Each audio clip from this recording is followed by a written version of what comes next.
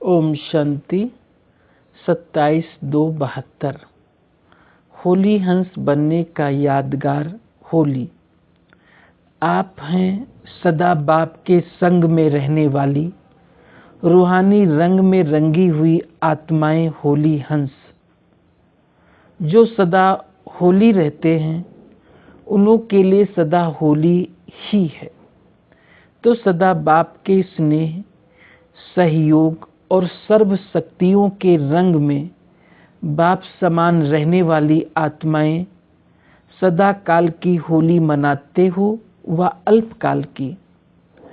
सदा होली मनाने वाले सदा बाप के साथ मिलन मनाते रहते हैं, सदा अतीन्द्रिय सुख में व अविनाशी खुशी में झूमते और झूलते रहते हैं।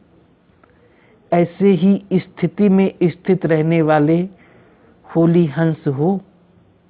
लोग अपने को उत्साह के रूप में लाने के लिए हर उत्सव का इंतजार करते हैं, क्योंकि उत्सव उनमें अल्पकाल का उत्साह लाता है। लेकिन आप श्रेष्ठ आत्माओं के लिए हर दिन तो क्या, हर सेकंड उत्सव अर्थात उत्साह दिलाने वाला है। अविनाशी अर्थात निरंतर उत्सव ही उत्सव है, क्योंकि आपके उत्साह में अंतर नहीं होता है तो निरंतर हो गया ना। तो होली मनाने के लिए आए हो व होली बनकर होलीएस्ट व स्वीटेस्ट बाप से मिलन मनाने आए हो, वह अपने सदा संग में रहने के रंग का रूहानी रूप दिखाने आए हो।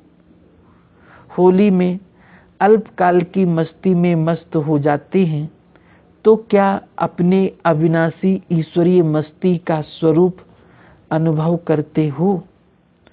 जैसे होली की मस्ती में मस्त होने कारण अपने संबंध अर्थात बड़े छोटे के भान को भूल जाते हैं, आपस में एक समान समझकर मस्ती में खेलते हैं।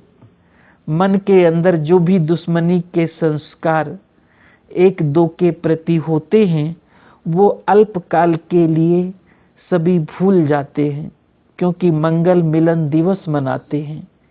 यह विनाशी रीति रस्म कहाँ से चली? ये रस्म चलाने के निमित्त कौन बने? आप ब्राह्मण।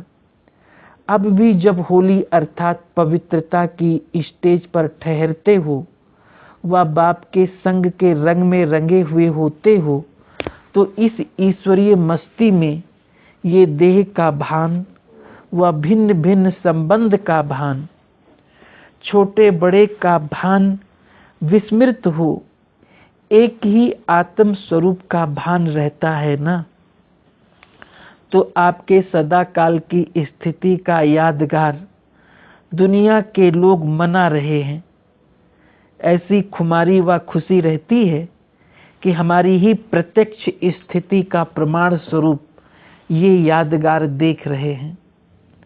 यादगार को देखते हुए अपनी कल्प पहले वाली की हुई एक्टिविटी याद आती है व वर्तमान समय प्रैक्टिकल में अपने किए हुए ईश्वरीय चरित्र का साक्षात्कार इन यादगार रूप दर्पण में करते रहते हो।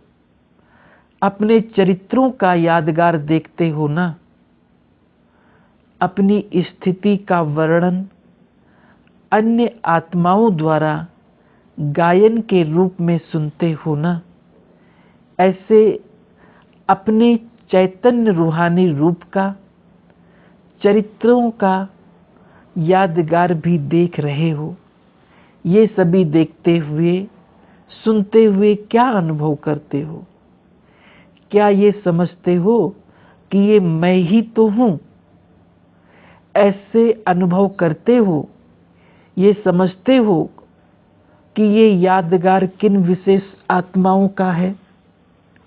जैसे साकार रूप में ये निश्चय हर कर्म में देखा कि अपने भविष्य यादगार को देखते हुए सदा ये खुमारी और खुशी थी कि ये मैं ही तो हूँ।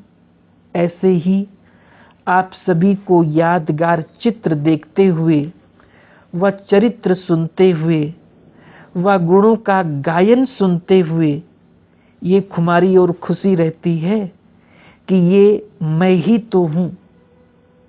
ये सदा स्मृति में रहना चाहिए कि अभी अभी हम प्रत्यक्ष रूप में पार्ट बजा रहे हैं और अभी अभी अपने पार्ट का यादगार भी देख रहे हैं। सारे कल्प के अंदर ऐसी कोई आत्माएं हैं जो अपना यादगार अपनी स्मृति में देखें। यूं तो देखते सभी हैं, लेकिन स्मृति तो नहीं रहती है ना। सिर्फ आप आत्माओं का ही पार्ट है जो इस स्मृति से अपनी यादगार को देखते हो। तो स्मृति से अपनी यादगार को देखते हुए क्या होना चाहिए? कोई ने बताया विजयी तो हो ही। विजय का तिलक लगा हुआ है। जैसे गुरुओं पास व पंडितों के पास जाते हैं तो वो तिलक लगाते हैं। यहाँ भी आने से ही, बच्चे बनने से ही पहले पहले स्वस्मृति द्वारा सदा विजयी बनने का तिलक बाप दादा द्वारा लग ही जाता है। इसलिए पंडित भी तिलक लगा देते हैं। सभी रस्म ब्राह्मणों द्वारा अभी चलती है। ब्राह्मणों का पिता रचयिता तो साथ है ही, बच्चे शब्द ही बाप को सिद्ध कर देता है। बलिहार जाने वाले की हार नहीं होती। स्मृति समर्थी को लाती है और समर्थी में आने से ही कार्य सफल होते हैं। अथवा जो सुनाया, खुशी, मस्ती, नशा व निशाना सभी हो जाता है। ये सभी बातें गायब होने कारण निर्बलता है। विस्मृति के कारण असमर्थी। तो स्मृति से समर्थी आने से सभी सिद्धि प्राप्त हो जाती है, अर्थात सभी कार्य सिद्ध हो जाते हैं। स्वस्मृति में रहने वाला सदैव जो भी कार्य करेगा व जो भी संकल्प करेगा उसमें उसको सदा निश्चय रहता है कि ये कार्य व संकल्प सिद्ध हुआ ही पड़ा है। अर्थात ऐसा निश्चय बुद्धि अपनी विजय व सफलता निश्चित समझ कर चलता है। निश्चय ही है। जो ऐसे निश्चित सफलता समझ कर चलने वाले हैं, उनकी स्थिति कैसे रहेगी? उनके चेहरे में क्या विशेष झलक दिखाई देगी? निश्चय तो सुनाया कि निश्चय होगा, विजय हमारी निश्चित है, लेकिन उनके चेहरे पर क्या दिखाई देगा? जब विजय निश्चित है तो निश्चिंत रहेगा ना। कोई भी बात में चिंता की रेखा दिखाई नहीं देगी। ऐसे निश्चय बुद्धि विजयी, निश्चित और सदा निश्चिंत रहने वाले हो। अगर नहीं तो निश्चय बुद्धि 100% कैसे कहेंगे? 100% निश्चय बुद्धि अर्थात निश्चित विजयी और निश्चिंत। अब इससे अपने आप को देखो कि 100% सभी बातों में निश्चय बुद्धि है। सिर्फ बाप में निश्चय को भी निश्चय बुद्धि नहीं कहा जाता। बाप में निश्चय बुद्धि साथ साथ अपने आप में भी निश्चय बुद्धि होनी चाहिए। और साथ साथ जो भी ड्रामा के हर सेकंड की एक्ट रिपीट हो रही है, उसमें भी 100% निश्चय बुद्धि चाहिए। इसको कहा जाता है निश्चय बुद्धि। जैसे बाप में 100% निश्चय बुद्धि हो, उसमें संशय की बात नहीं। सिर्फ एक में पास नहीं होना है, अपने आप में भी इतना ही निश्चय होना चाहिए कि मैं वही कल्प पहले वाली बाप के साथ पार्ट बजाने वाली श्रेष्ठ आत्मा हूँ। और साथ साथ ड्रामा के हर पार्ट को भी इसी स्थिति से देखें कि हर पार्ट मुझ श्रेष्ठ आत्मा के लिए कल्याणकारी है। जब ये तीनों प्रकार के निश्चय में सदा पास रहते हैं, ऐसे निश्चय बुद्धि ही मुक्ति और जीवन मुक्ति में बाप के पास रहते हो। ऐसे निश्चय बुद्धि को कब क्वेश्चन नहीं उठता, क्यों क्या की भाषा निश्चय बुद्धि की नहीं होती, क्यों के पीछे क्यों लगती है, तो क्यों में भक्त ठहरते हैं ज्ञानी नहीं। आपके आगे तो क्यों लगनी है ना, क्यों में इंतजार करना होता है। इंतजार की घड़ियां अब समाप्त हुई, इंतजार की घड़ियां है भक्तों की, ज्ञान अर्थात प्राप्ति की घड़ियां, मिलन की घड़ियां। ऐसे निश्चय बुद्धि होना, ऐसे निश्चय बुद्धि आत्माओं की यादगार यहाँ ही दिखाई हुई है।